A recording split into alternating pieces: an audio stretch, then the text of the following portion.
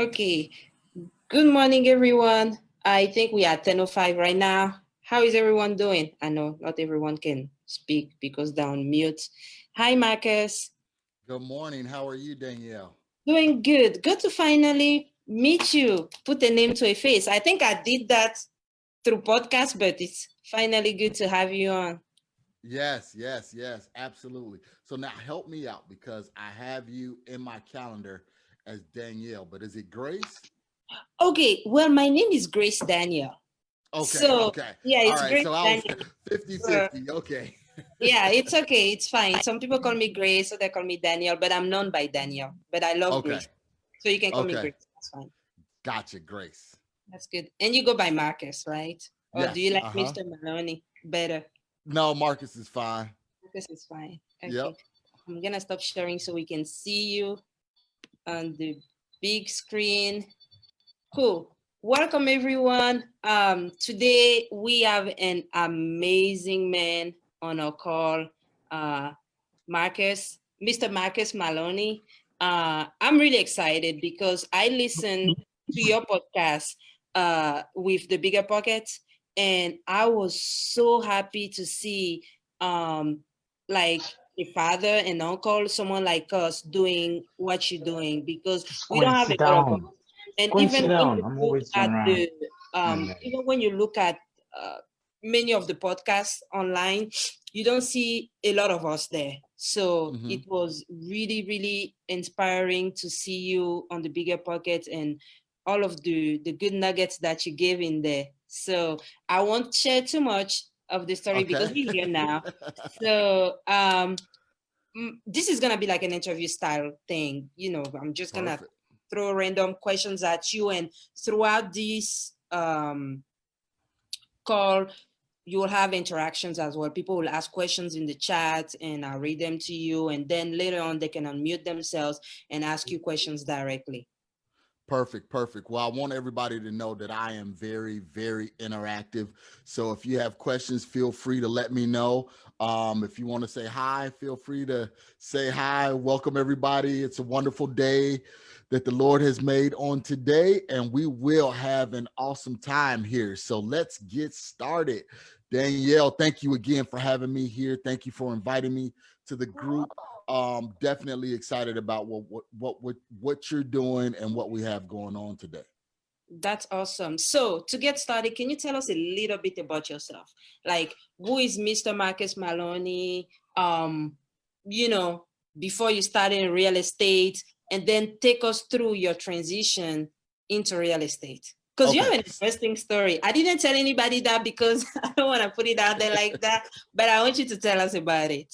Okay, so I don't want to be too long on my story, but the story is interesting. So growing up, grew up about 45 minutes south of Chicago, Illinois. So we had the benefits of being with the urban inner city kids, but at the same time, we were on a farm. We had a 59-acre farm. And so we got the best of both worlds. We had the dynamics of both worlds. And just kind of getting started. My mom was very entrepreneurial. My dad, as you can see, flag behind me, he's from Central America. He's from Panama. So first generation American. And I really enjoyed the way we brought up, although it was difficult, it was kind of hard. So growing up on this farm, just kind of give you guys my interesting backstory. My dad, when he came over to America, he worked in a steel mill. And as you guys can understand, most immigrants, most people, they want to provide for their family. They're hard workers, hard earners. They'll do multiple jobs no matter what it is. And he was working and he was laid off. And during that time he was laid off, he became very upset because as a man with a family, two boys, he wanted to provide for his sons and he wanted to make sure he set the right example. So he became very upset and very angry, and some of that anger and things like that was took out on me. So one thing he used to always ask me was, am I dumb or something? So he would try and help me with my homework, and it wouldn't click. It wouldn't click automatically. And he would ask me, well, are you dumb or something? And after a while that begins to set in, and I begin to question myself. Well, am I dumb? I must be dumb. So to make a long story short, I dropped out of high school like 3 months before my graduating class. So, and I did that to save face for the family because I knew I wasn't going to graduate, or I thought I knew I wasn't going to graduate. And during that time, I was sitting around the house, and my mom and my dad was like, well, you got to do something. You're not in school. You're not working. What are you going to do? And I decided to go and just take my GED test, just to see what I do, just to kind of test where I was at. And when I did that, I passed it on the first try. So now I'm looking like, okay, my graduating class from high school hasn't even graduated yet. And now the guy that everybody thought was dumb and I thought was dumb is now ahead of the class, So it's like, well, what do you do? Where do you go from here? So I was ahead of the class. I was ahead of the class on that. But what I learned, being how I got my entrepreneurial start, was as kids, when we would get ready to go back to school, my mom and grandfather would tell us, we would go to the auction because we was on the farm. We would buy a little piglet, small little piglet, for about $10-15 at the auction. And they said, hey, I know you want new school clothes. I know you want all of the fancy gym shoes and everything like that. Well, we're not just going to give it to you. Here's your initial investment. And that investment was a pig. And what we had to do was, fatten that pig up. The fatter we got it, the more money we made. And in the fall, right before school start, we would take that pig to the auction, and the money that we made, that was the money that we would use for our school clothes. So just think about it. It was a basic lesson of investments. We bought the pig low. We bought it $10 to $15. We invested our hard-earned dollars and work into the animal, and the fatter we could get it, the more money we would make. But what that entailed was getting up early in the morning, making sure it was fed. And this was in Chicago in the winter. Sometimes it would be so cold in the morning to where, as we would carry the water buckets, the water would spill on our pants and our pants would freeze. So, and this was all before we had to go to school. So we learned work ethic and investing early on in our lives. And this was, me and my brother, my cousins, males and females, so we would get these pigs at $10-15. And then by the time we took them to the auction, they were worth $250. So that taught us the value of where to put our dollars and how to make our dollars grow. So, and then that just spawned on into my adult life. Wow, that's amazing. I thought that you ate the pig. I was gonna ask, so they asked you to invest in the pig, and then in the end you'll eat the pig or something, but you sold it. Okay. Yeah. No, we couldn't eat the pig because then that would be eating our investment. Yeah, I know. Well, we would have killed it and ate it, but that's fine. Some of them did get eaten. Believe me, not all of them went to the auction. The auction, I know. That's awesome. That's amazing. That's a really, really good story, especially learning that at a young age. Especially the value of buying low and selling high too, which is what wholesaling, which is what you're really good at, is about as well. So that's awesome. So I listened to that Bigger Pocket podcast, and you said that you started doing some things that you were not really okay with. Sure. You couldn't succeed at it. So, I mean, usually when I hear the story of people that are buying and selling that, I'm like, these guys are rich and they don't care about the people that are selling it to. So, like, can you tell us like the story behind it and how it happened, how you got out of it and all of that? Sure. Okay, of course. Yeah. So I had this entrepreneurial background. So being a kid, knowing to buy low, sell high, I had this entrepreneurial background, and I was introduced to drugs. I was introduced to marijuana and crack cocaine at the time. And so I was like, okay, you know what?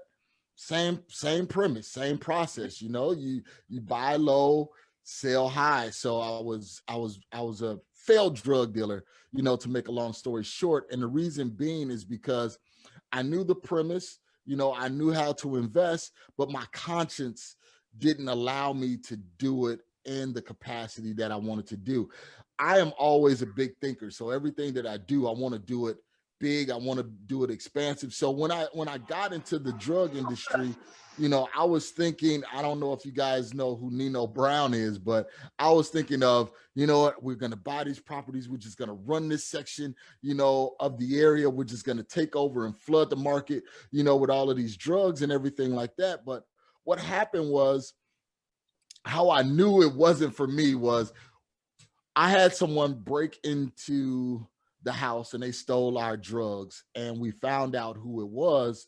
And the guys that was working with me, they, beat up the guy and did him some harm. And they were looking at me like, are you going to get in on this? Are you going to help, beat this guy up? It was, your stuff. And I just couldn't do it. My conscience just wouldn't let me do it. And that's when I knew, what, the drug game, these streets, they are definitely not for me. I did, end up going to jail, not to prison, just jail. So, God spared me on a lot of that stuff. But I knew that the streets, selling drugs wasn't the avenue for me. So I had to find something else in order to, kind of ease that hunger for being a success. So I just like to tell everyone, just know what your passion is, know what you're good at. And if you're not good at it, take the losses, take the bumps, take the bruises, and get out and find something else. And I'm glad I did, because a lot of the people that I knew that stayed in that life, you guys know the story. They're either dead, locked up, and God spared me from all of that. That's awesome. That's a good testimonial. It's a really good testimonial. And how now from that? So how old were you when that happened? That was between the ages of like 19 and 22.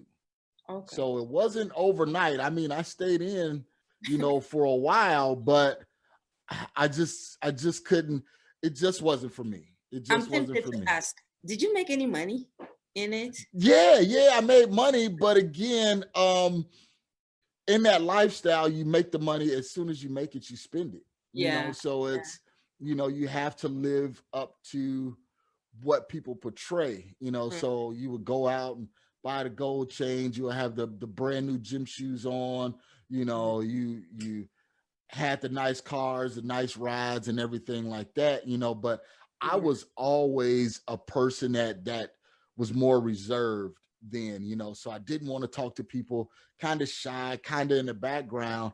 My whole philosophy was, let's make this money. I don't care who knows who's making it, but let's make it. You could be the person out front. As long as I'm making money, that's fine. People don't need to know who I am, so that was my persona. That's amazing. So now how do you get started into real estate? Like, how do you go from that to real estate? Sure. I mean, they're not related businesses at all. Like, they're not even cousins. So right. How do you go from that to real estate? Well, what happened was, after I found out that it wasn't the thing for me, and I knew I wasn't dumb, because I ran this drug business. You got your GED too. Right. And I got my GED. So then, my brother, he was always the one, he's older than me. He was always the one that was on top of it, good grades in school, went off to college, everything like that. So I said, you know what, let me try and go down that road. Because I was always the rebellious one. I was always the one that wanted to, whatever someone said, do this, I wanted to do that. I wanted to do the opposite. So I said, okay, well, you know what, let me try and, go the college route and everything like that. And went down to school with my brother, and things just didn't go right. And the reason why they didn't go right is because I think I just wasn't mature enough. I still had the residue of the streets. I still wanted to party, still wanted to get out there, had the loud music, dance and everything like that. So Um, I failed at school in the beginning. So, but to make a long story short, I went back to school and I went from my GED to getting my MBA. But in the meantime, like I told you guys in the beginning, my mom was very entrepreneurial and she walked off her job. She was a nurse for the state of Illinois. She walked off of her job, because she had a dream and a vision to help inner city kids. And she was bringing these inner city kids from Chicago, from some of the roughest places in Chicago, out to our 49-acre farm, 49-acre farm. And I started working with her in that because some of these same kids were me, just years younger. So I saw them, they were the ones that were selling drugs. They were the gangbangers. They were, wards of the state, didn't have, a place to go, didn't have any family. And I started working with my mom and that, and we built that business up and turned it into a multi-million-dollar nonprofit. So with that being said, I started with the real estate because we were working with these kids and we were finding these kids needed places to live. So we would go out and we started residential care facilities. So we would go out, find homes, renovate the homes, and then put the kids in the homes. So I found myself really love working with the contractors, revitalizing these houses. And I was like, wow, you know what? This is really, really what I love to do. This is really my passion. And I remember back in the late 80s, mid to late 80s, before flipping and wholesaling and all of that stuff was even big, my mom, she went and bought 2 houses. I mean, crap houses. One was a fire damage house and one was just terrible. And I seen her, she rehabbed that house along with me because we were the kids, me and my brother were kids, but we would work with contractors. We would help with the demo, tearing stuff up. And I was like, wow, you know what? I really like this. I enjoy doing this. And that was kind of my passion in the direction that I went into. And once we received that multi-million-dollar, that contract from the state of Illinois, my brother, he the one at the time that had all of the degrees, he had, master's degrees, everything like that. And I still had, my GED and my associate's degree. So I couldn't really run the business, because the state was requiring someone with a higher level of education. Although me and my mom was the one that built it to get the contract. Then once we got the contract, they said, no, you guys really can't do it. You got to have somebody that have a degree, which really didn't make sense. Yeah. It's like you trusted in someone that didn't have the education, didn't have the degrees to get us to this point. And now you want someone with a degree. Well, to make a long story short, I was kind of disgruntled about that because it looked like, I had been a failure, all throughout my life. And then something that I finally succeeded at was taken away from me, so I decided at that time, I said, you know what, contracting and real estate was really what I want to do. So we packed up, me and the family, we packed up and we moved to Phoenix, Arizona. I was promised the job, and when we got here, the job was pulled out from up under me. So now I'm 1,500 miles away, have my wife, 3 kids, what am I going to do? So on the drive over, I was listening to Bigger Pockets, didn't even know what Bigger Pockets was, kind of stumbled upon it. And they were talking about, direct mail campaigns and letters and doing all of it. And I didn't know what it was, but it had something to do with real estate. So it intrigued me. Yeah. And once I got to Phoenix and I found out that job, that opportunity wasn't there for me, I had one option. And that option was really to get into my entrepreneurial groove and decide, that I'm going to make real estate full time. And that's exactly what I did. I mean, I started with a $200 First Premier credit card. If you guys are familiar with First Premier credit cards, that mean you have bad credit and you're not worthy to receive a credit card, but we're going to try you out. So I took that $200 credit card and really kind of started my marketing from there. Okay, so what did your first deal look like? What did you do with the 200, first of all? What did you do with the 200, and what did your first deal look like? Okay, so I got the $200.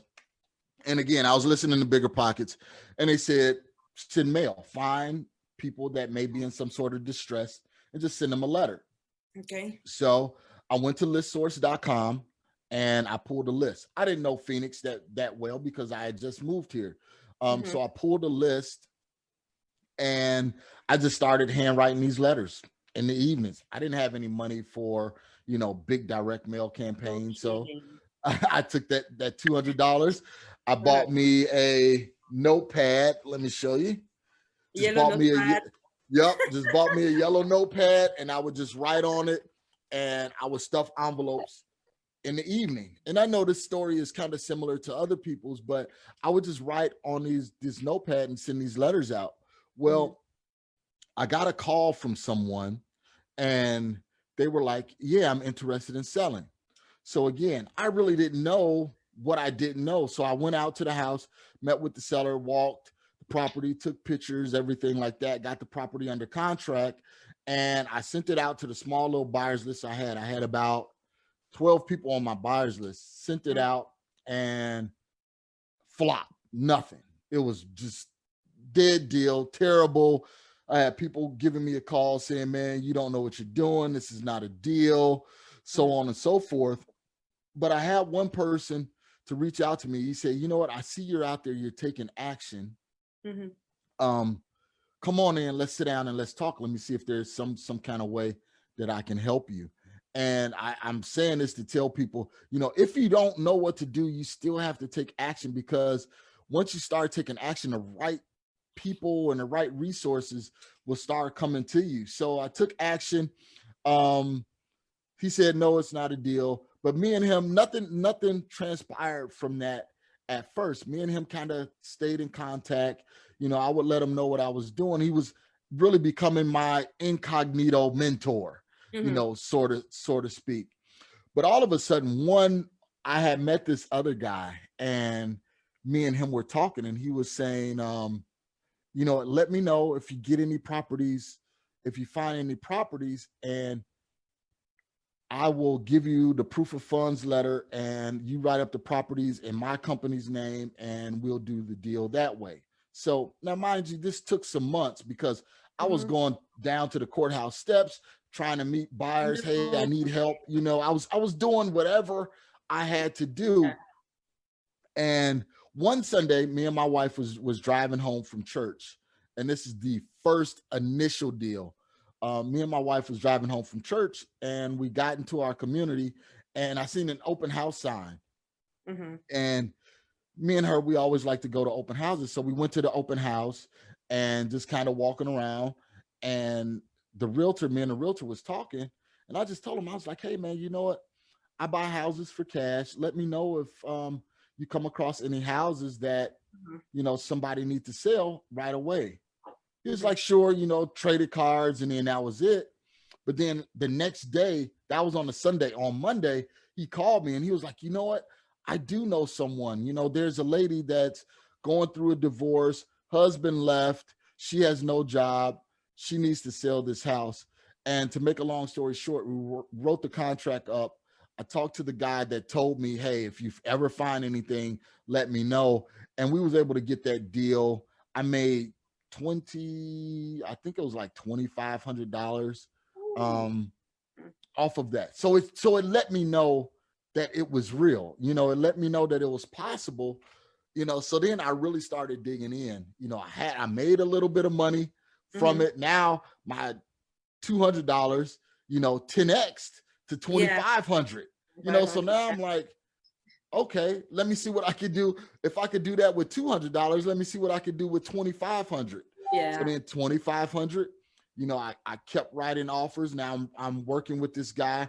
I had a realtor that was a young, hungry guy, and we was just putting in offers. So now, we did another deal with the guy. Now that $2,500, I think I made $5,200 from that one. So now I'm seeing, okay, things are starting to escalate. you know, but during this whole time, you know, it wasn't back to back. During this whole time, Yeah. you know, I had to be patient, you know, because I was like, you know, I would go online, you know, you would see YouTube videos, people holding up checks, you know, they made $15,000, When $20,000. Yeah, you know, and then I'm like, okay, well, I'm doing the same thing they're doing. Why am I only making 2,500 and things like that? So I began to become discouraged, you know, and that's what really brought me back to my faith in Jesus, because then I had to start praying because I was getting discouraged and I was going back to that old mindset. Oh, yeah, everybody else is doing it. How come you can't do it? You must be yeah. dumb or something, you know? So that same, you know, spirit just kept coming up. So lo and behold, now I got some money to really start with. I have this $5,200. I got some money to really start mailing. So I started mailing, and the guy that I mailed that bad deal to, he was like, you know what, we need an acquisitions manager. We need somebody to help us with leads. You're aggressive, you know, come on in, let's sit down and talk. And he became my mentor, and his operation was doing about $1 million a year. And I was a part of that I was a huge part of that funnel. But going into the situation, I informed him. I said, hey, you know what? I really don't work for anybody else. If I wanted to work for somebody else, I would just go back to Illinois and continue working with the family. I said, so I'm here. I'm going to help you make as much money as you can. But in the process, I really want to learn. And once I feel that I've learned what I can from you, then I'm going to branch out and I'm going to do, you know, my own thing. We agreed. Everything was fine. And we made tons of money together. And I was just saving my money. And then I said, okay, it's time for me to step out, time for me to get back to doing my own thing. And went out, was doing my letters. And I'm still a little scared because I'm like, okay, although I had all of this training, now I'm doing it on my own. You know, I'm putting my own $5,000, my own skin in the game and everything like that. So I sent a letter, and I got a lady, she gave me a call. This was on the West Valley of Phoenix. And she was like, yep, I need to sell my house, so on and so forth. And I'm going through the same steps, and got to the end, and I got it under contract for $50,000. And I put it out on Craigslist for $70,000. So I'm looking at a $20,000 spread. I'm like, okay, now we're doing something.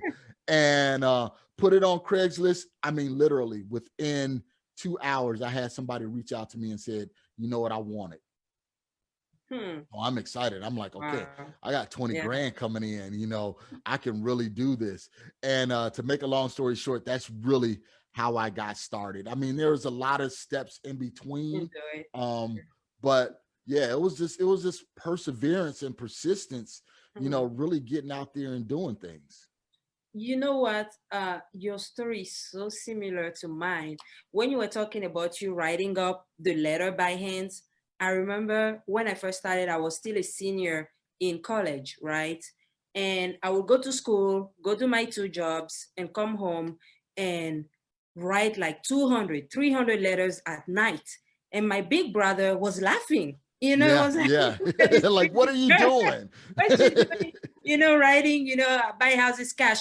3 hours from Omaha, which is where I am now, because I went to school in Kearney. So I will do that and send out the letters, like 300 letters every week, and so forth. And I started getting calls. So I'll have to drive 2.5 hours actually from Kearney to Omaha every single week, you know, to look at deals, while also being a full-time student with 2 jobs, you know. So this is persistence. Like, you have to do whatever it takes in the beginning. You know, I know right now a lot of people are looking at you going like, hey, you know, this guy has made it. You know, it just happened yesterday. You know, he started 20 grand on this deal, and now here he is. It's not like that. There's a lot of things in the story that not everybody can get into, but it took a lot of work, persistence. And you mentioned something, you mentioned faith. Like how important was faith in the beginning in your journey? And you also said something, mindset. You talked a lot about mindset. How was faith and mindset, how did they both affect your career and your investing as real estate? Because I don't think that's an aspect that we talk about most of the time. We talk about the good things, but we don't talk about the core values, what makes someone who he is or who she is. And that's very key, Danielle, because during this whole process, again, remember I said, my dad instilled in me, hey, are you dumb or something? So all the way up to this point, I had this mindset of, man, I must not be able to figure things out. I must be a little slow, things like that. So I would always hear these negative thoughts in my head, and it was like, well, you can't do it. Look, these people are over here. They're doing it. You're not doing it. So that mindset of negativity was setting in. Mm-hmm. So I knew that I had to change my mindset. And I remember a passage in the Bible that said, let this mind be in you that was also in Christ Jesus. So I was like, okay, well, if I need to have the mind of Christ, what do I need to do in order to get that mind? So I started retraining myself every morning. And this is what people don't understand. Every morning I was getting up at 4:30, 5 o'clock, and I would spend that first couple of hours of the day praying, reading my Bible, just trying to change my mind, reading positive things. And I was just trying to change my mind, because if a deal didn't go through, or if a seller said, no, take me off your list, why are you calling me, so on and so forth, I would immediately be like, oh man, you're not supposed to be doing this. This ain't what you're supposed to be doing. I would get all of these negative thoughts. And then, but just through that faith and just through changing that mind is really what helped me. And I still do it to this day. Before I got on this call, I got off my knees and jumped on the computer, because I was like, I have to consistently do that, because I know where I am now. It's not by any of my own doing. It's because of who works in me. And because I depend on God, that's my partner. It's not me by myself. This is my partner. So I'm like, God, okay, you show me what I'm supposed to do today. You show me who I'm supposed to be in contact with. You show me how I need to navigate this situation. And he lets me know. So I know it's not anything, because if it was up to Marcus would still be in the streets, or I would be in jail or something like that. So guys, you gotta steal away and get that steal time and really find out and really dig into this up here to figure out if this is what you're supposed to do. And then if it is what you're supposed to do, you have to have a dog-like determination to fight through, to have that persistence. Just like you, Danielle, driving 3 hours, just to go and meet with a seller. You have to have that determination. You have to do what other people think is crazy. And that's the thing. Your brother was like, you're crazy. What are you doing? Da, da, da, da. But you're like, I know that I can do this. And I just want to tell everybody that you have to have that dog-like persistence. And no matter what you want to do, if it's you want to be the best dancer there is, you got to have that dog-like persistence and confidence and know that you can be that best dancer. If it's being a doctor or a vet or something, you have to have that confidence. And that's one of the things that I was lacking. I was lacking that confidence, but when I turned it over to Christ, he gave me that confidence. And then I would start to read, different books that's behind me in the Bible. And I would start tailoring it all together and fasting and praying. And then I started getting that confidence, because I had the confidence in God. I knew God could do anything. I knew he could do more than I can ask or think, but I didn't have that confidence in me. So then it became, okay, God, I have the confidence in you. Show me how to have that confidence in me as well. And once I started having that confidence, that's what changed everything and turned everything around. Because before, there's no way I would be on this computer talking to, to hundreds of people about what I do and how my life transitioned. Again, remember, I told you guys I was real reserved. I wanted to be in the background, you know, and that was because I didn't have that confidence. I had that low self-esteem. But once I changed, or once Christ changed that mindset in me, things begin to change and things begin to click and open up. That this is amazing. And I like this segment of the call when we start really digging into ourselves, right? And you mentioned that in the morning you woke up, you get on your knees, you know, you pray, you try to connect with the Almighty and everything. And this is so important. It's so important. And as far as changing your old way of thinking, you know, this is like I feel like it's something that is evolving. It's not something that's gonna happen overnight. It's something that needs to keep evolving. And I just remember a conversation I had about an hour ago with a developer here in town. We have a meeting every Saturday morning, and you have developers, brokers, lenders, whatever at the table. And I broke down my business to him as always. And I was like, you know what? I'm trying to instill the value of prosperity in myself and in my business. And he's like, okay, so you were able to put hard work, persistence, and all of that in your business, in yourself, in your employees and all that. So how do you go about instilling prosperity? And I was like, well, I don't really know. He's like, it's the same thing. Even though you feel like right now it's not in you, don't just let that hold you back. Start thinking that you already are prosperous, because by you saying you're not prosperous and by you not seeing that in yourself right now, you communicate that around you in your universe and everything.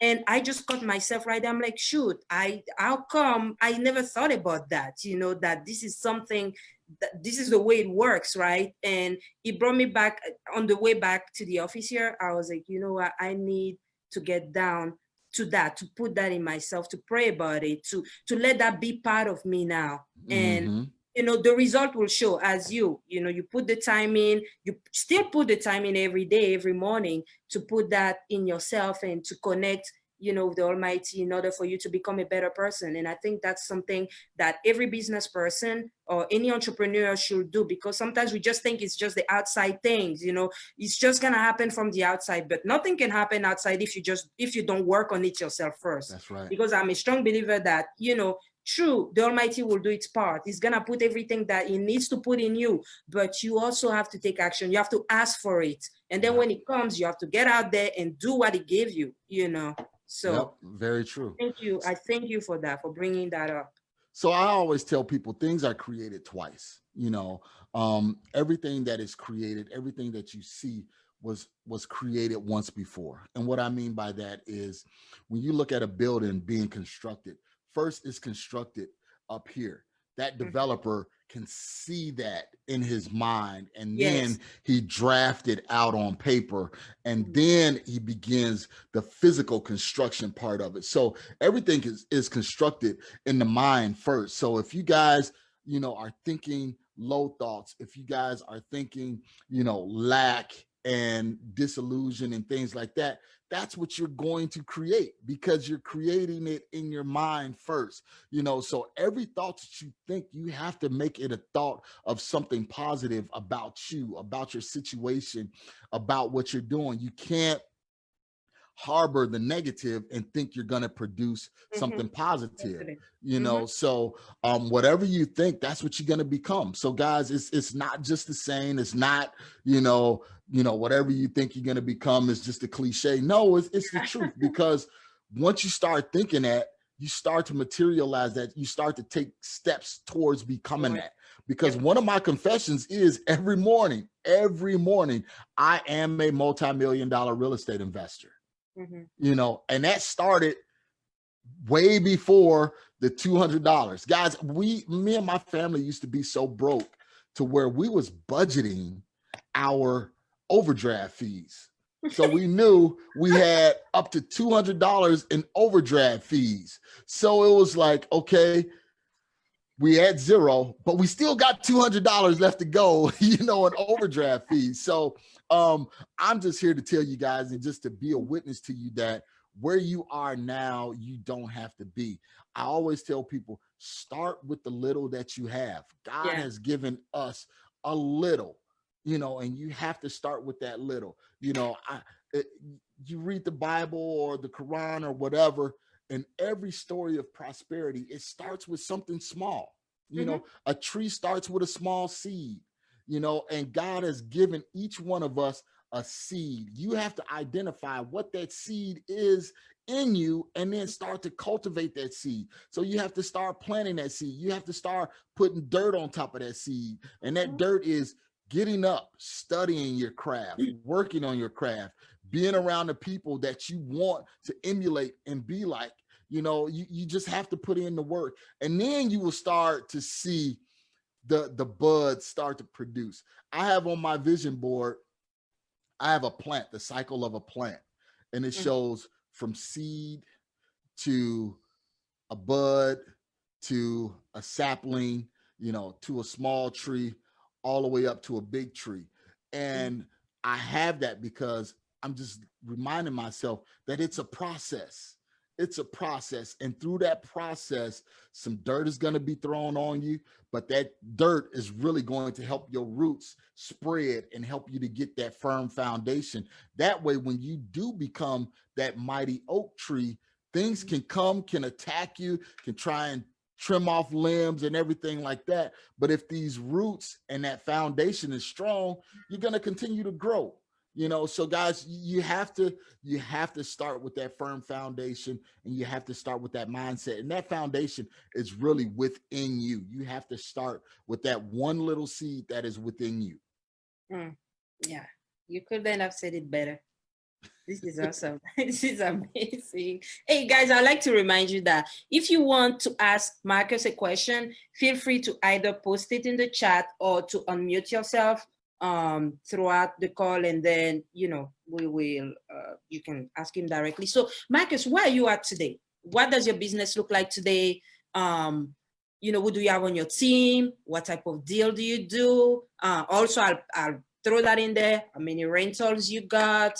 How do you manage them? Okay. Stuff like that. Sure. So you guys know where I started from. So where I am currently now, we have 3 acquisitions managers. I have a marketing partner. I have a couple of VAs. So it's a team of around 6 of us. We're in multiple markets. We're doing deals here in Phoenix and in Chicago. We're looking to do more deals in the Midwest. I just put up an ad. We're hiring because we're looking to, you know, go into other cities in the Midwest, like Don't come St. to Louis. Omaha. I'm telling you, don't come to Okay. Omaha. Don't come to Omaha. You know what, Danielle, there's enough for everyone. You know, we believe in abundance. Yeah, we believe in abundance. So even if I was in Omaha, what's for you is for you, and what's for me is for me. So yep, that's our team. We're doing majority of our deals are wholesaling, and we're doing it virtually. And then we get an opportunity. Wholesale, you virtually wholesale? Yes. So I'm here in Phoenix, and we're closing deals in Chicago without me going to the property, without us doing any of that. We have really created some structures and some policies and procedures in place to where we can do that. So coronavirus helped us, pivot and really work some things out to make us perform at a higher level. So that's with our wholesaling business. I have 8 rentals right now. 2 of them are commercial. One, which is a whole nother story. We took a turn of the century school building and converted it into a daycare. So that's something else.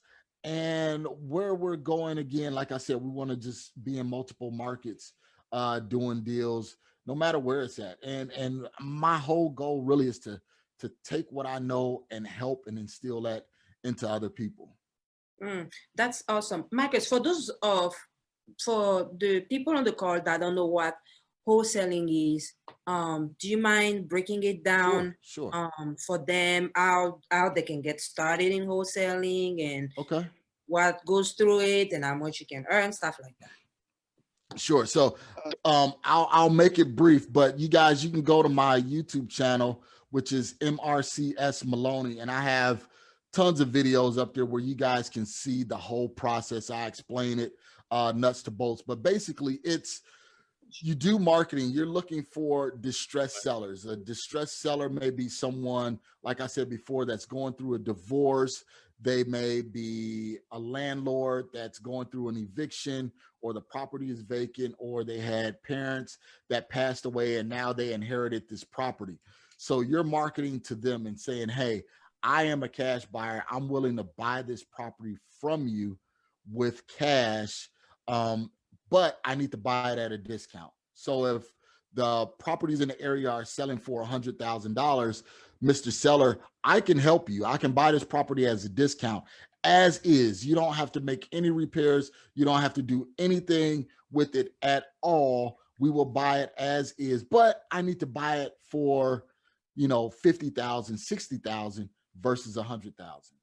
So once they agree to those terms, we have a buyer's list. So we have other investor partners that we work with, and we say, hey guys, I got a contract on this property here. The property is worth $100,000. I'm willing to sell it to you for $80,000. Mind you, they don't know that I got it under contract for $70,000. So now they say, okay, yeah, I'll buy that deal. Now I sell this contract and this opportunity to them for $80,000 when I got it under contract for $70,000. We go to the closing table. They wire in the $80,000. That $80,000 will go towards the purchase price that I offered the seller of 70. So the seller will get his 70, the buyer will get the property, and I'll get the $10,000 in between. So it's basically you're leveraging the distress situation of a seller and leveraging the need of a buyer, and you're being the middleman and you're matching them together. Okay, so how are you able to do that virtually? Like, because you don't live in Chicago, from what I heard. You live in Arizona? Phoenix. Yep. Phoenix. So how are you able to, you know, and this business is, I mean, from the outside, this looks so easy, which it is easy once you master it. But like, how in your own market, it's already not that easy. So how are you able to do that virtually without even seeing the property, without meeting the owner, the buyers, and you know, how are you able to do that virtually? So, well, that's what technology comes into play. So we will still send a direct mail or the text message or cold calling or something like that. And we'll have a conversation over the phone, and they will give us the address. So while we're talking to them over the phone, we're putting the information in the computer. We're looking at the property, the outside of the property, and everything like that. And then once you can look at the outside of the property and you pull comparables, comps are properties that sold within that area that's like kind. So if it's a 2-story building and by 123 Main Street, and your house is 123 Main Street, and it looks the same, everything like that, you can get a general idea of what that property is worth. So then we will have that conversation with Mr. and Mrs. Seller. They will tell us everything about the house. Okay, tell us how many bedrooms, how many bathrooms, when was the last time that the kitchen was updated? Tell me about your situation. Why are you interested in selling this property? You know, and they may say, well, I want to sell the property because we inherited, my mom passed away, and we just really need to get rid of it. I don't want to be a landlord, so on and so forth. So now, since we know the situation, we know the property, we know what the properties are worth in that area, then we will say, okay, Mr. and Mrs. Seller, we have everything about the property. This is just a ballpark of what we can offer you. We can offer you between X and Y. But first, what we will do, we'll send someone out, one of our community liaisons, to walk the property just to verify everything that me and you talked about over the phone. So we're going to verify, you know, that the property is 3 bedrooms, 2 bathrooms, that it is 2-story. So we do that by networking with people in other markets. So in Chicago, we have people that's in that market, and we can say, okay, as our acquisitions managers, here's the deal, here's the property, contact the seller. Already made a softball introduction that you will be contacting them, calling them. They will call them and say, hey, Mr. and Mrs. Seller, I'm Samson. I'll be the one that's coming by to take pictures of the property, to verify everything that you and Marcus talked about over the phone. So then they would get the pictures, they will dig into the motivation a little bit more just to get some more information about their situation and their what they want or what they need in order to get. And then they will upload those pictures to our CRM. Our acquisitions guys will be able to look at it and say, okay, this property needs about X amount of dollars worth of work. Okay, Mr. and Mrs. Seller, this is our offer right here. Now, there's two ways that we can get you to sign the contract. We can send it out to you FedEx overnight, and then we can have a meeting over the phone and I can walk you through the contract. Or if you're internet savvy, we can send it via DocuSign or some kind of electronic signature and get you to sign that way. This is awesome. This is awesome. I love that. So who do you need to have on your team to do that? I know you mentioned an acquisition, someone on the ground, but who else do you need to make this whole thing happen?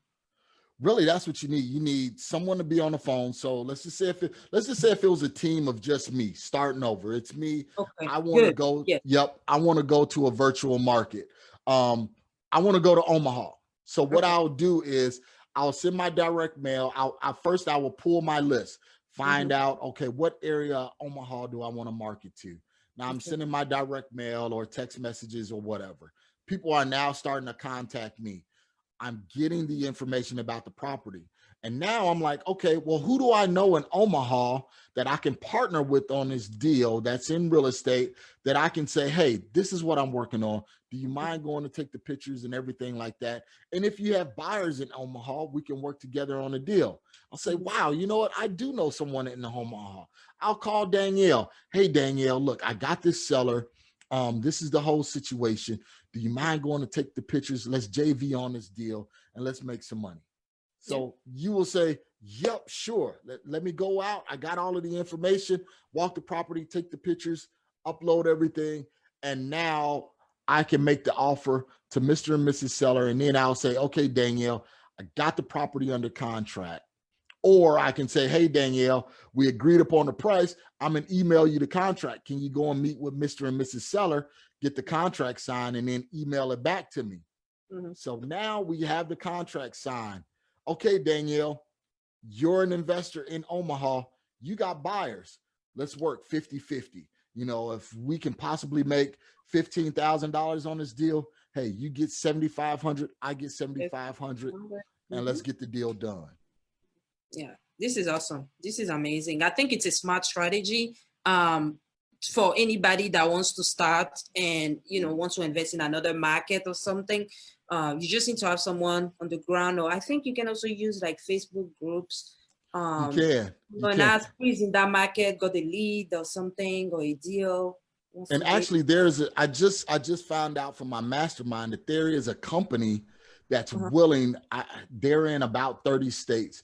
They're kind of like Uber, where you contact them and say, I need you to go and take pictures of this property. Yeah, I heard about that. Yeah. And everything. I can't remember the name of the company, but I'll email it to you because I'll go back and I'll find out who it is. That way you can share it with the group. That'll be awesome. Yeah, but then there's bigger pockets. You can leverage bigger pockets and just say, hey, you know what? Let me find somebody that's in this area. Hey, man, I'm working on this deal, so on and so forth.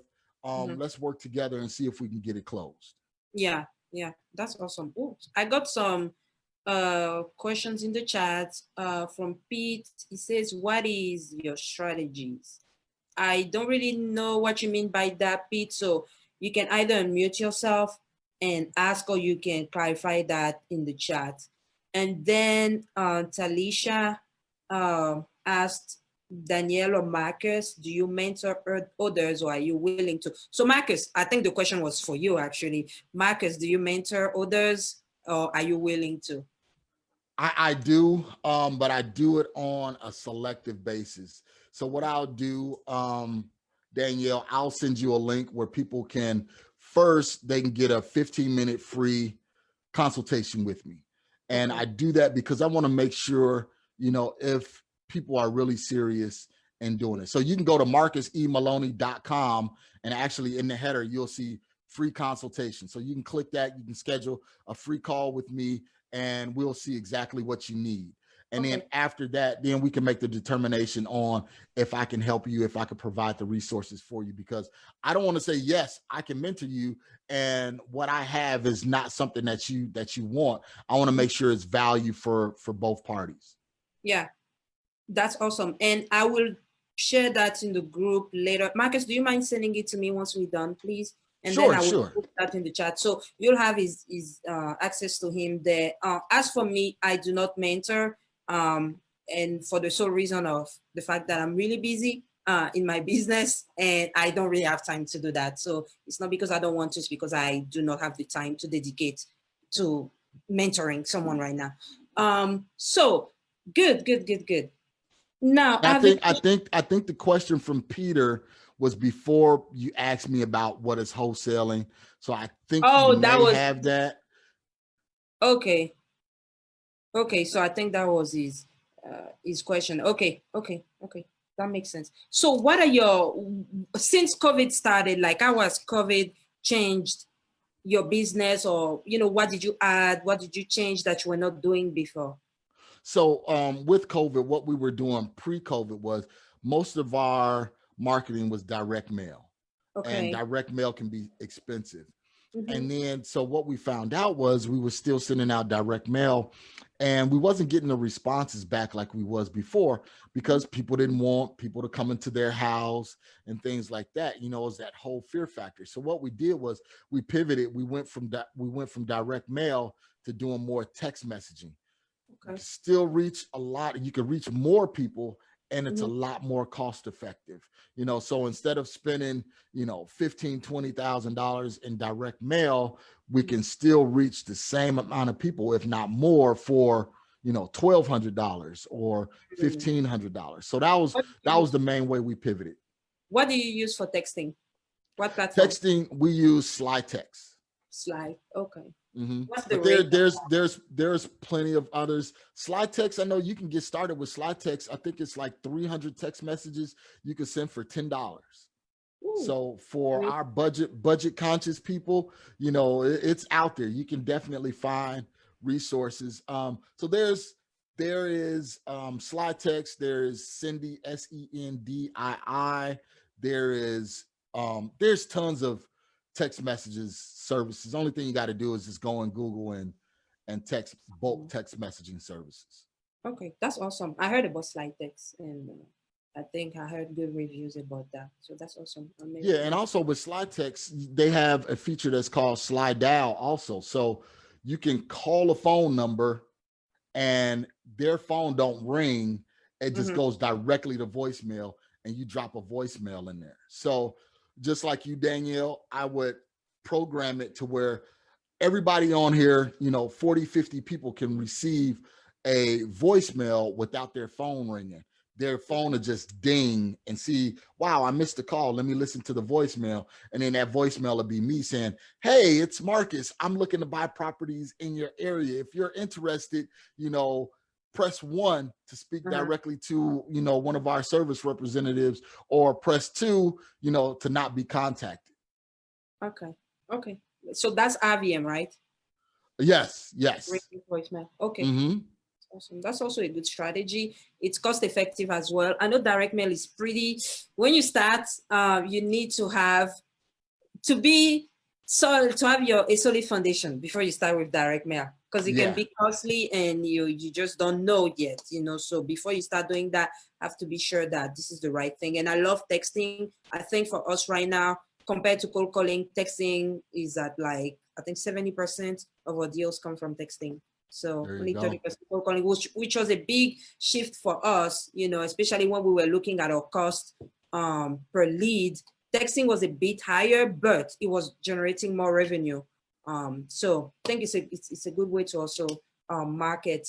Now, you mentioned mentorship in the beginning. When you started, you had a guy mentor you. How important is it for someone that's starting in real estate to have a mentor?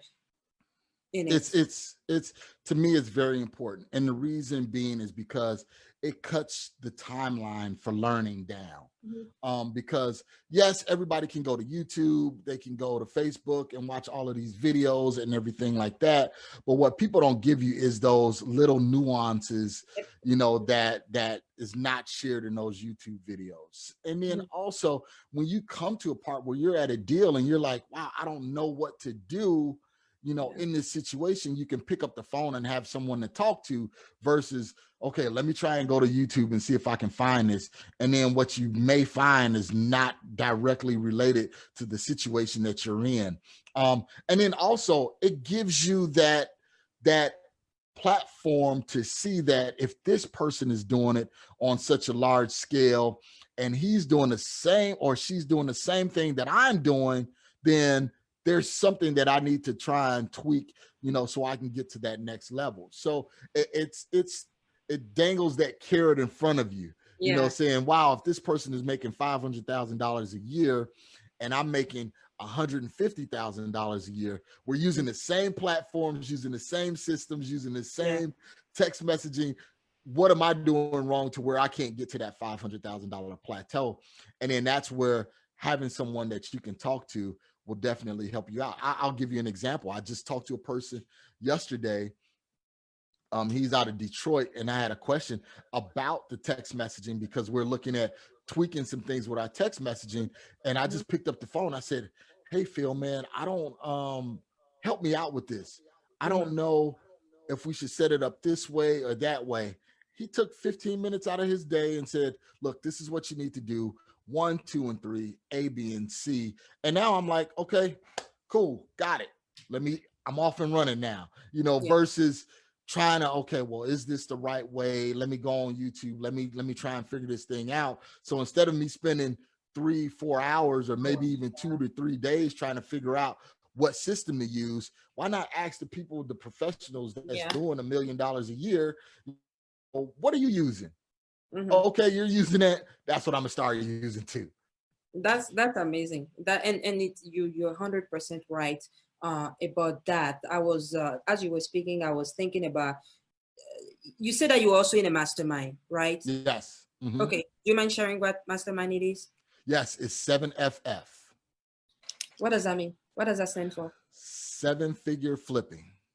Oh, okay. Heard about that. Who is the owner again? Who is the leader? Bill Allen out of Nashville. Yeah.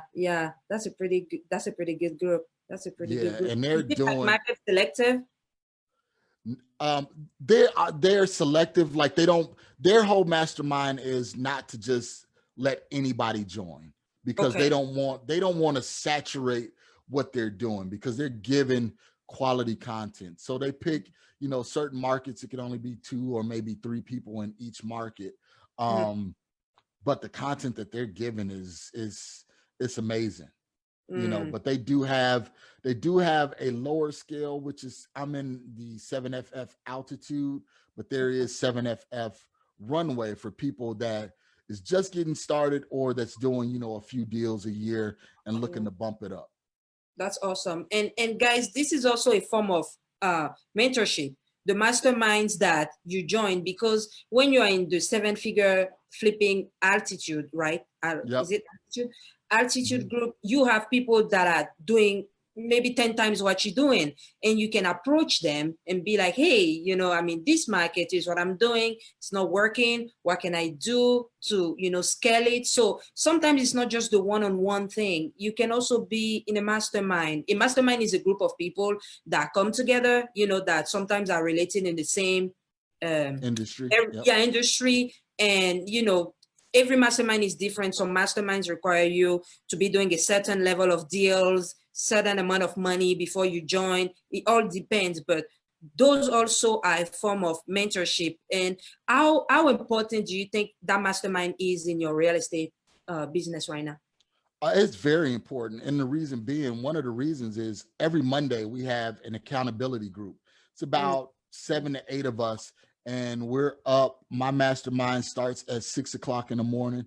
And we go over what do we want to get accomplished for this week? What are the 3 most important tasks we want to have completed each day?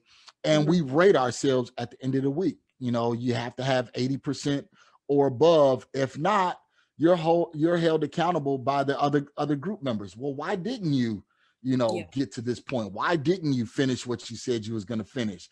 And it makes you, when you're held accountable to other people, it makes you know that, hey, if I set this goal and it's only me that know about it, okay, if I don't reach it, it's all right. I'll just push it out. But if it's other people that know this is your goal, this is your timeline, you're like, okay, I don't want to let them down and I don't want to be seen as the weak link. So you do everything you can to make sure you reach those marks.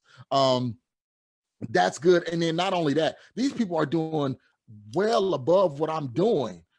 So I can see them, like I said, and it's that inspiration, like, okay, well, if you're doing $2 million a year, and we're using the same platforms and the same things, hey man, let me jump on a call with you for about 30 minutes and see what I need to tweak and what I need to change in order to make that happen. And like I said, that's exactly what I just did, with the guy that I talked about with the text messaging.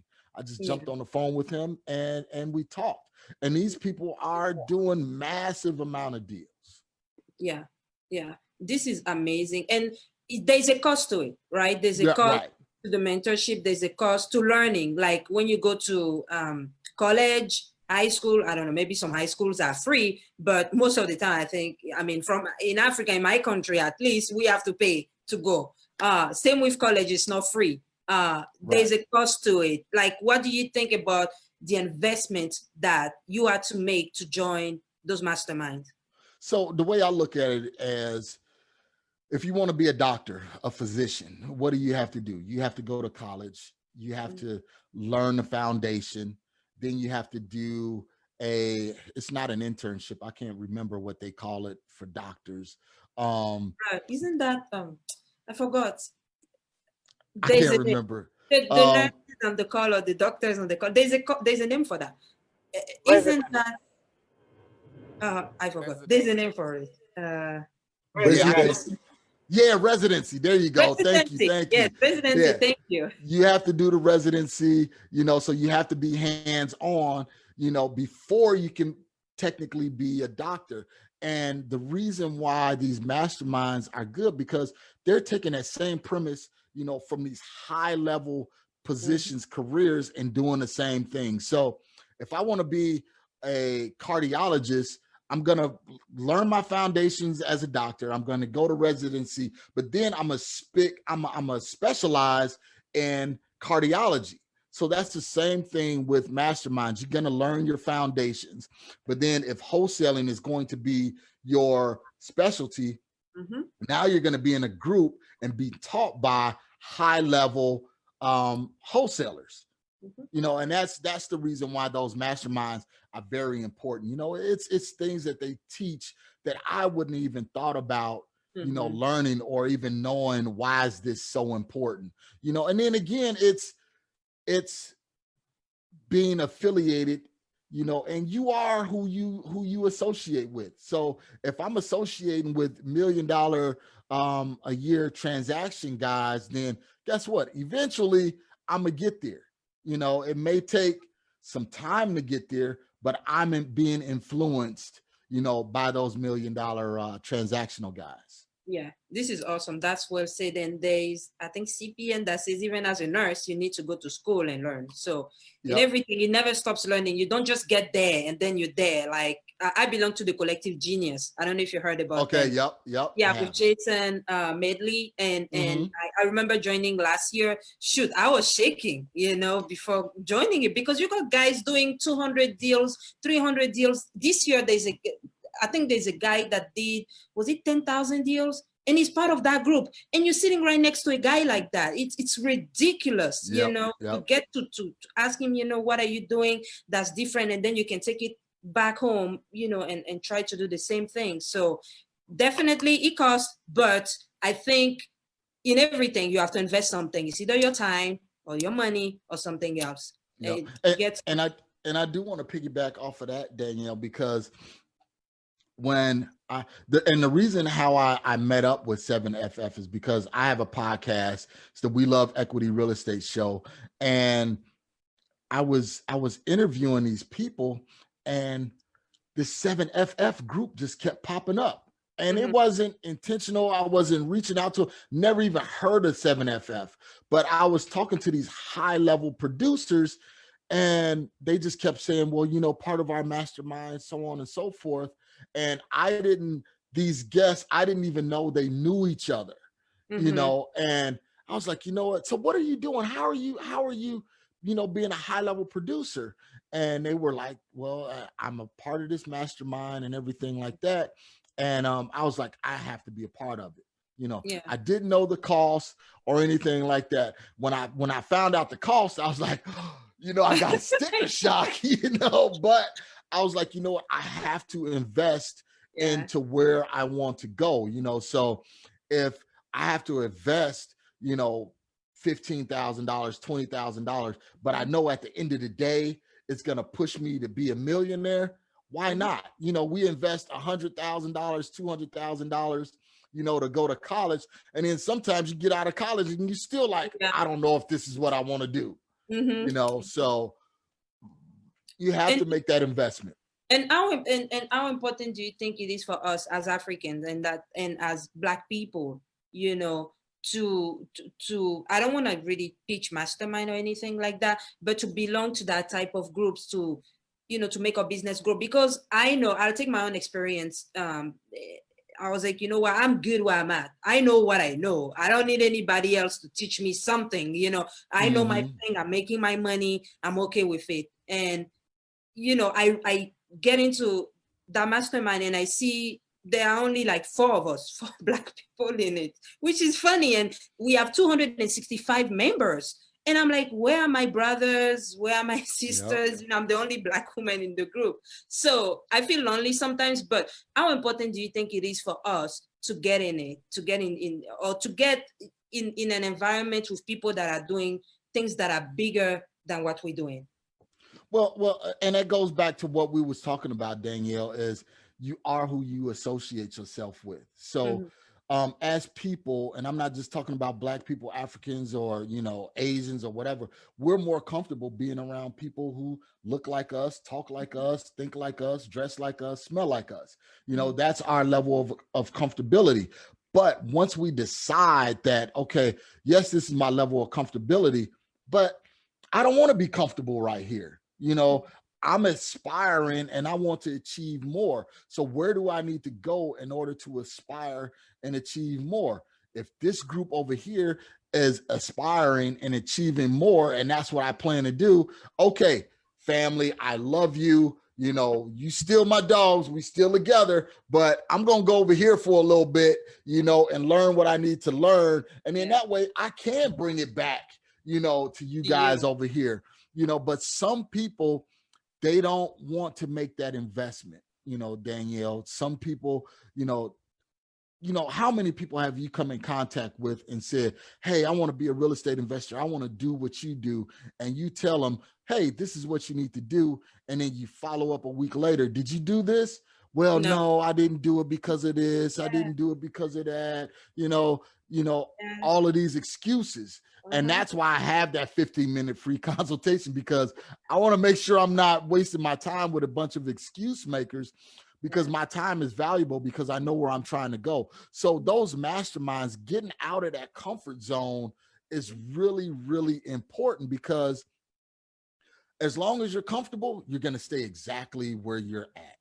You know, uncomfortability breeds success. You know, so if you want to be on that success path, you have to do some of the things that's uncomfortable. Like I said, I got sticker shock when they told me how much it was. I was uncomfortable. Believe me, I prayed and I fasted for 2 weeks. Lord, is this what I'm supposed to be doing? Because I don't know if I can afford this, you know, but I knew, you know, he told me, get out of your comfort zone, you know, and do it. And I've been doing it. And really, since I've been doing it, I mean, I've been looking at my deal board, and it's been deals that's been coming through. I know. And same here. I remember last year I was in the same position.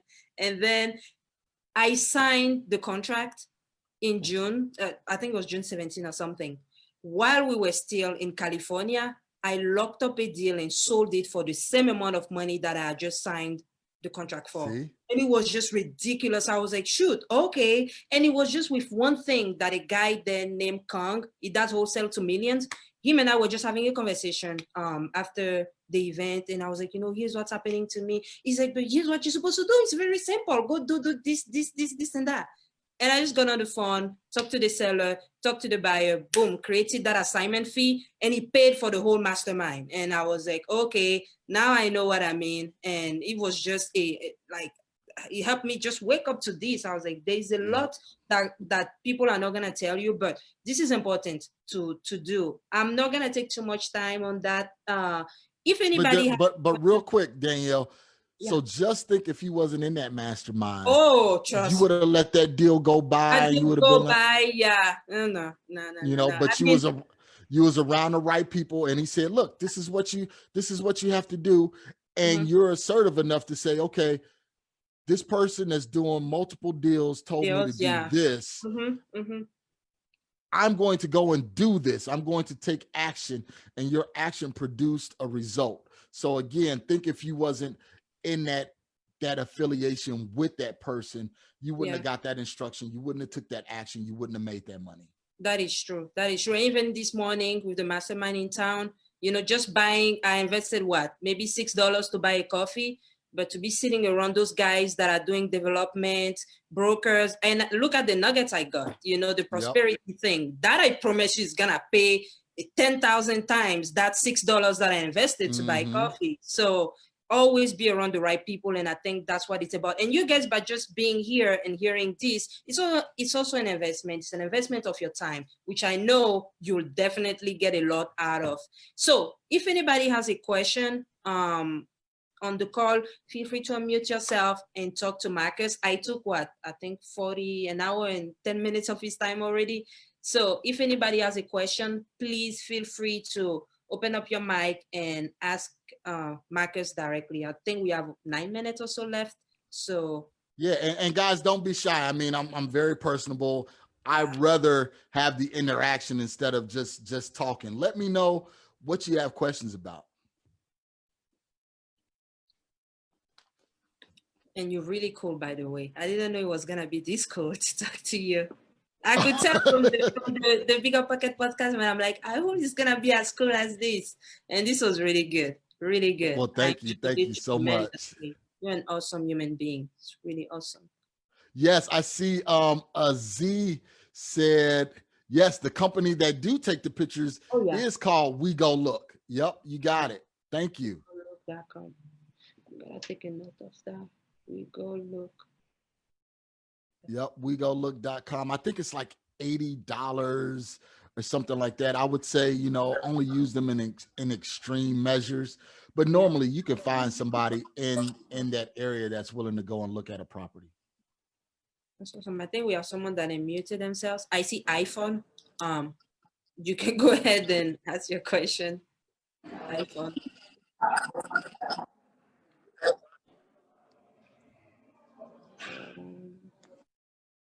Maybe it's not a question. Marcus, how Go ahead, I'm listening. How hard or easy is it to meet with you? How hard is it to meet with me? I don't know. Where are you? Right now, I'm in Vegas. I live in Omaha. Okay, okay. I'm trying to go to Phoenix on Monday. You trying to go to Phoenix on when? Monday. On Monday? This is what you can do. I don't have my calendar in front of me, but my email address is mmaloney, so MMALONEY at equityri.com. Send me an email. Let's see if we can get something set up. Okay. Okay, let me repeat that. Thank you.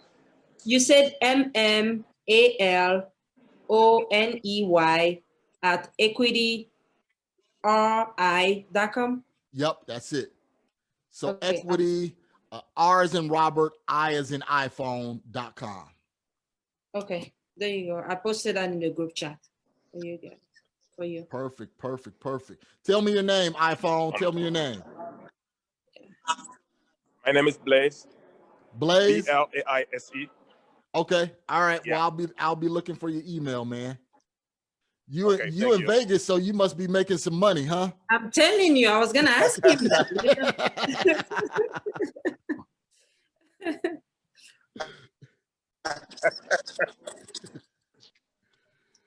All right. Anybody else got any questions for me? So guys, as you know, as we talk, you know, mindset is definitely important.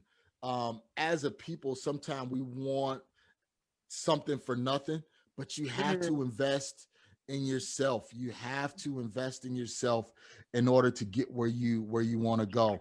I used to look at a lot of people, you know, these high performing individuals, and they would say, you know what, I spent $30,000 on a coach. I spent, you know, $40,000 to be in this mastermind and everything like that. And I used to be a firm believer, well, why you got to spend that much money? You know, everything out there is for free, you know, just go out there and do it, you know, and yes, you can get started and you can make some money, but in order to really hit that high level, you have to have the right people around you. And that's where those masterminds come into play. So if you want to stay playing on, you know, making $30,000 wholesaling a year, or, you know, $40,000, yes, that's good money. That's decent money. You know, don't get me wrong. McDonald's. It's more than McDonald's. So. Yep. So that's good money. But if you want to really be a high achiever, you have to be around other high achievers. 100%. I think Michelle, what's your name? Michelle. Yeah, this is Michelle Lalo. I live in Omaha, and I'm part of a group of investors. We're trying to raise some capital. It's about 10 of us. We're trying to raise about 200,000 to start investing in real estate. So my question is, what kind of advice would you give our group for a team that's starting brand new with about 10 people in there? From I just heard about wholesaling, so this is brand new. Okay. But we were trying to focus on maybe flipping houses or even multi-unit properties. So I would like to know what kind of advice would you give to a team like my team who's just starting. Gotcha. So have anyone on your team done a deal? Do they have any real estate experience? So the good thing is we have a realtor in our team who's been in the market, but he's been focused on, you know, just selling and helping connect buyers with sellers. So we do have someone in the field, but we are really brand new. I'll say 2 months. We are currently writing our bylaws to get set up. Okay. So this is what I would tell you guys to do is, just like me and you having this conversation, do that same conversation on social media. Let people know what you're doing. Let people know what you're attempting to do. You know, hey, I'm Michelle. I'm here in Omaha. We're getting started. We're creating a fund to buy multifamily houses, you know, across Omaha or across the country. This is how you can reach out to me. I'm going to allow you to go on this journey with me. So you show them, hey, group meetings where you guys are meeting, you start to show people, invite people into your world, because people are not going to invest with you if they don't know you, if they don't like you, and if they don't trust you. So that's a way to build that know, like, and trust factor, is just by opening up, you know, your reservoir of information that you have. Even at realtor, you know, you have that realtor to start when they're walking properties with home buyers and stuff like that. Have them to do a FaceTime, have them to do, you know, a YouTube live or a FaceTime live or something like that, Facebook live. That way people can start building up that know, like, and trust factor. You know, the reason why I ended up on Bigger Pockets is because for years, I would write blogs, just writing, letting people know exactly what I'm doing, you know, and that got me up to this point. So people are not going to be willing to invest with you if they don't know you. And the best way for them to get to know you is really by taking to social media, honestly. You know, even if you're, again, if your realtor is, if you guys are evaluating, you know, deals or starting to look at multifamily deals, man, just put your phone up and say, hey, look, this is my screen. We're evaluating this, you know, this 8-unit property or this 80-unit property in Nebraska, so on and so forth. People will start to follow you and start to say, I wonder what Michelle is up to. Thank you very much. Appreciate that. You're welcome. I think we have 2 more questions. What is your script for your text marketing? Aziz is asking. Sure. So what we do, it all depends on what area. So we do it area specific. So it's basically, hi, I'm Marcus. I'm a local home buyer. I bought properties in this area, whatever the area is. If you're interested, reach out to me. We're interested in buying more properties in the area. Something very simple, very basic. Mm-hmm. And the reason why we use an area is to make sure that these people know that you're invested in that area and you're just not some random person saying, hey, I buy houses in Omaha. Okay, good. Well, my house is in a certain part of Omaha. When you start targeting and being more specific, then people say, oh, okay, they know the area. Mm-hmm. This is a person that knows the area. I feel comfortable, you know, talking with them. And it may not be right away. It may be down the line at some point. Awesome. And then Wonderful says, thank you for all your gems, Mr. Maloney. What part of Chicago do you like investing in? And how do you like the market overall? So we're doing primarily the South Side right now. We're doing the South Side and working our way north. The market is pretty strong there. We don't know what it's going to look like coming up with, you know, possibly a new political regime coming into play, or if it stays the same with Trump. We don't know what the economy is going to look like, you know, as far as what they're doing with the unemployment and everything like that. We really don't know. But right now, currently, the market is strong, and houses are flying off the shelf. So one thing I want you to understand is don't get caught up in the data of what's going on. When it's your time to start, no matter if the market is high or if the market is low, because if the market is high, you're going to learn. If the market is low, you're going to have more opportunities. Mm-hmm. That's awesome. That's awesome. I know we are 2 minutes past our time. Mr. Maloney, I want to say thank you again for doing this. I think your story, and now even having this conversation with you, I have a lot, way more respect again for you and admiration. I think you're a great man, and we need more great men like you, especially in real estate. Any last words, any advice, anything you can give us before you let us go? First of all, thank you, Danielle. Danielle, I'm humbled by the kind words. Thank you guys, everyone, for being here. Just being here shows that you guys have the tenacity and the fortitude and the perseverance in order to be successful in real estate. Mm-hmm. So don't let self-limiting beliefs, don't let what you hear in between your 2 ears stop you. Don't let money stop you. Believe me, again, $200 I started with. It didn't stop me.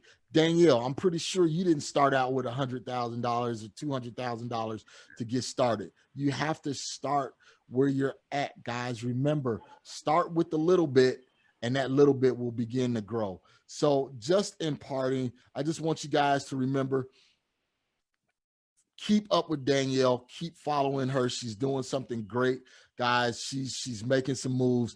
Danielle, I'm gonna reach out to you because I'm gonna have you on my podcast just to return the favor. I really appreciate you doing this for me.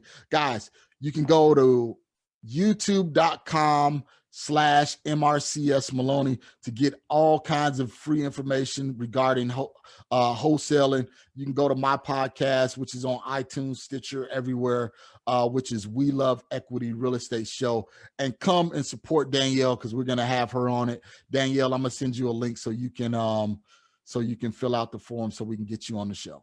Anytime, Mr. Maloney, anytime. I would be more than excited to do it, to return the favor. And one last word that I wanted to add. Guys, I started with tuition money. I come from Africa, Cote d'Ivoire, Ivory Coast. My dad sent me tuition money for my last year, my last semester. That's what I used to go buy, the letters. So I was expecting the deal to actually pay for the tuition. So we all have to take risk. We all have to take risks. Like at some point you'll have to jump, and don't let where you come from affect what you can do. I know a lot of us have those self-limiting beliefs because we come from Africa, because, I don't speak English, because I don't have money, because none of us started with money. If we did, we were not gonna be giving you this testimonial. We were gonna be with Bill Gates and Steve Jobs. Oh no, who is the other one? We don't want to be with Steve Jobs. Yeah, we weren't gonna be sitting here. So we didn't start with Jeff money. Bezos. Jeff Bezos, yeah, the man. So we all started from nothing. And don't let the fact that you come from one place or another place or the color of your skin stop you at all. Do not. So that is my last word. And you have one last thing? Yes. So you said jump. So I wanted to just refer you guys. Oh, that's my man. If you haven't watched, listened to Steve Harvey's or read Steve Harvey's book, Jump, it talks about everything that we're talking about as it pertains to, you got to take that jump. You got to take that leap of faith and get out there and do that. And then secondly, since we were talking about money and starting out broke, Damon John's Power of Broke, how to start with little, how to start with nothing and grow it into an empire. So guys, feed your brain, feed yourselves, and it will definitely take care of you. So thank you again, Danielle. Yeah, thank you so much, Mr. Maloney. Thanks to everyone that took the time out of their busy Saturday to do this. And we'll see you next month. If you have any questions, there will be a replay on Facebook, so you can watch it, and I'll also have the replay. But if you have any questions, I'm on Facebook, Danielle Kwasi. Mr. Maloney is on Facebook as Marcus Maloney, I think. So you can find it is MRCS Maloney. Okay. RCS Maloney. Maloney. On Facebook too? Yep. Okay. All right. So there you go. I didn't type that in the, so MRCS. So you guys have that. You can friend him, and thank you so much, everyone. I appreciate that, and have a good rest of your day. Thanks, Marcus. Thank you. Okay. So much. I'll send you that link, Danielle. Thank you guys. Enjoy your week. I got you.